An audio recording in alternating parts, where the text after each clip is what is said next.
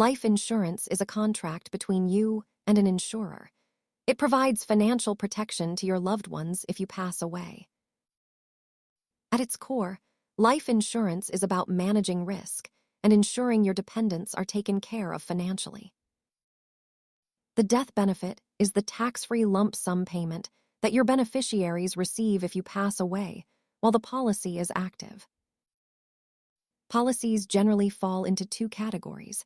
Term life is temporary and lower cost, while permanent policies last your entire life. Choosing between term and permanent insurance depends on your budget and whether you need coverage for a specific milestone or a lifetime.